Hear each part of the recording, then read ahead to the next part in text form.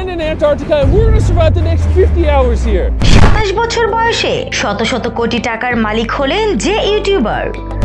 ইউটিউবের জনপ্রিয় আধেয় নির্মাতা মিস্টার বিস্টের সম্পদ শত কোটি বা $1 বিলিয়ন ছুঁয়েছে বলে জানা গেছে। 27 বছর বয়সে এই ইউটিউবার বিশ্বের সর্বকনিষ্ঠ সেলফ বিলিয়নিয়ার হন। মিস্টার বিস্টের আসল নাম জিমি ডোনাল্ডসন। সাধারণ সব ভিডিও দিয়ে শুরু করেছিলেন, এখন রীতিমতো টেলিভিশন রিয়েলিটি শোর মতো চ্যালেঞ্জ আর পুরস্কার নিয়ে অনুষ্ঠান তৈরি করেন তিনি।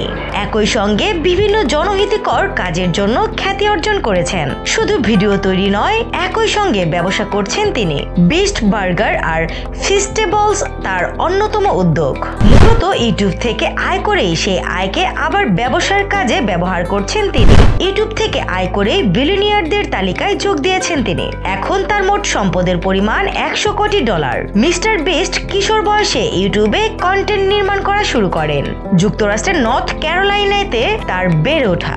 2017 সালে আই কাউন্টেড টু 1 লাখ নামের ভিডিওর মাধ্যমে তার প্রথম ভাইরাল সাফল্য আসে। সেই ভিডিও তৈরি করতে তার 44 ঘন্টা সময় লেগেছিল। সেই ভিডিও এখন পর্যন্ত 3 কোটির বেশি বার দেখা হয়েছে। ভিডিও তৈরির সাফল্য লাভের পর পৃথিবীর বিভিন্ন প্রান্তে নানা ধরনের অ্যাডভেঞ্চার আর রোমাঞ্চকর ভিডিও তৈরি করে আলোচনায় আসেন তিনি।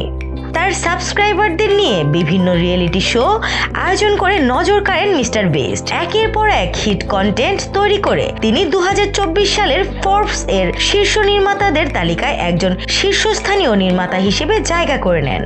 ফোর্বসের হিসেবে এক সময় তার মোট সম্পদ ছিল $8 কোটি 50 লাখ।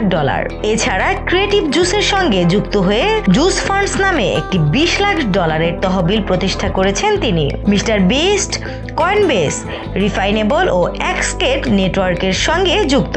বিভিন্ন ভিডিওর মাধ্যমে তার পুরস্কার দেওয়ার প্রবণতা দেখা যায়। এখন পর্যন্ত তিনি প্রায় 100টির বেশি গাড়ি দান করেছেন। টিম ট্রিজের মাধ্যমে গাছ লাগানোর জন্য $2 কোটি সংগ্রহ করেছেন।